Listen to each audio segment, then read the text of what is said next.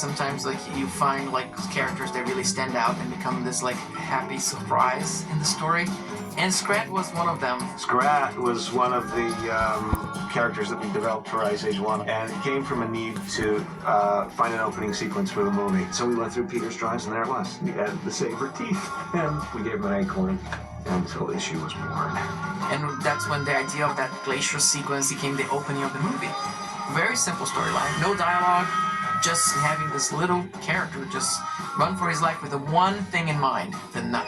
People just loved it. Everybody who saw that sequence just so identified with this poor little guy that he just got a life of his own, and we just ended up using him throughout all 3 movies.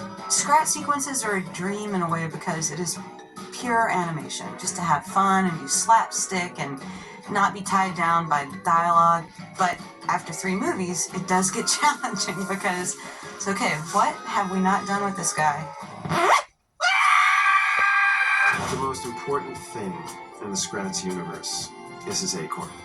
That's all he cares about. And writers came up with something brilliant by coming up with the one thing that could possibly compete with that, and that's Scatte. Scatte is the perfect foil because she's beautiful, she's cunning, she's everything that he isn't.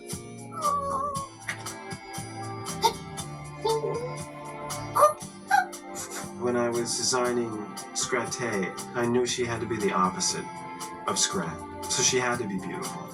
She had to be smart. All the things that he's not. Scrat is this nervous, twitchy character, not particularly well groomed. She's elegant and smooth. He just wanted her to look as beautiful as she could be, because Scrat has to look at her and just fall in love immediately. So we give her long eyelashes with a little bit of blue, like, so we just make her really feminine and funny.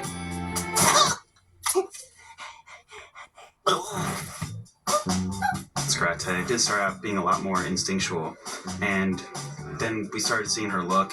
Playing against Scrat actually worked a lot better, and that's where it started to mold her personality.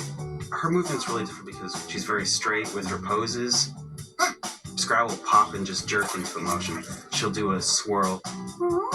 The uglier and the more disheveled and pathetic you get Scrat, the funnier he is. But you always have to make sure she's looking as good as possible, and that's where the comedy is, the contrast between the two.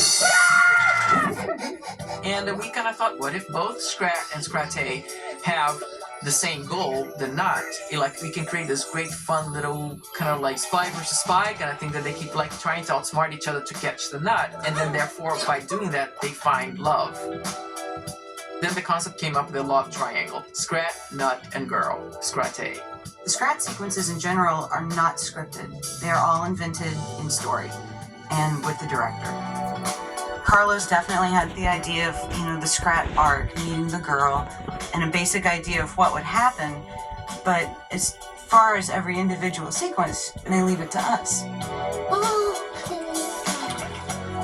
The first thing we do is the first rough pass. Rough, dirty, awful-looking drawings, and then you pitch them in front of the whole room. You act it out, you do voices, you're really trying to get the room to laugh. And then falls like a rock.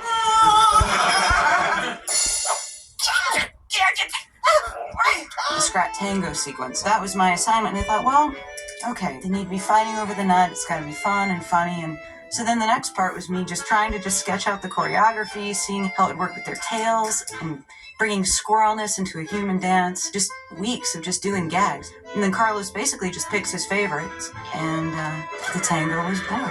The tango sequence took 33 days, about 5 weeks, because there's a lot of play between who's holding the nut, where it's going, so it takes a great deal of polish time. We looked up on YouTube on how to dance tango, and I think one of the coolest responses was when the storyboard artist noticed that I did a backwards ocho in one of the shots I did. So I actually have very specific tango moves in this, so it's all a collaborative effort that made that sequence extremely painful but extremely rewarding at the same time. It's one of my favorite sequences in the movie. It just shows like how fun and painful love could be. Fun thing about like the original Scrat was thinking, what's going to be the voice for Scrat? So we just put temporary voices just to see. We needed some sounds, so I connected with my inner Scrat, and the noises just came voluntarily.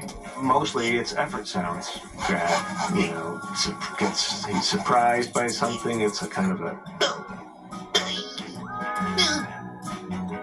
He's getting bopped on the head. It's kind of the same sound, only just a things like that.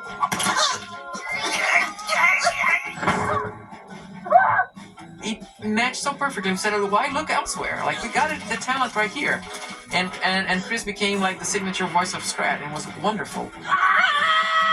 And then when we defined the Scrat girl, I decided, let's look inside again. Let's go through the same process.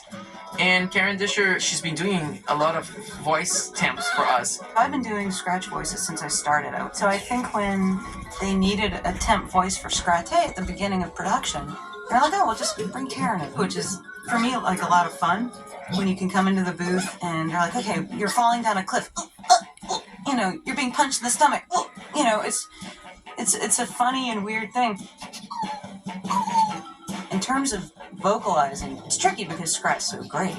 Chris Wedge does such an amazing voice. So how do I keep this animal in the same family, but different at the same time? So for me, that was thinking of little sexy kind of things like little purrs she could do, little come hither squeaks, which is difficult to do. It is big, furry paws to fill in a lot of ways. Pretty clever. I don't know where she gets it. I just don't. I was not expecting to end up being the voice in the movie at all, and then John came to me about a year and a half ago now and said, guess what? You're gonna be Scrat. And I was just like, shut up! Like, I couldn't even believe it. So, it's really exciting. The final ending where you keep the question, is he gonna be with a girl? Or he's gonna get the nut? Or he's gonna get nothing? And we had like 3 different ways of ending the movie, and we chose one that we thought was the best for the Scrat. The nut always comes first for Scrat. Always, always, always. He can't win at the end. Never. And that's the cardinal rule, because that's the Scrat. We kind of leave Scrat where we pick him up in the beginning. He's always going to have a certain amount of struggle in his life, no matter what happens.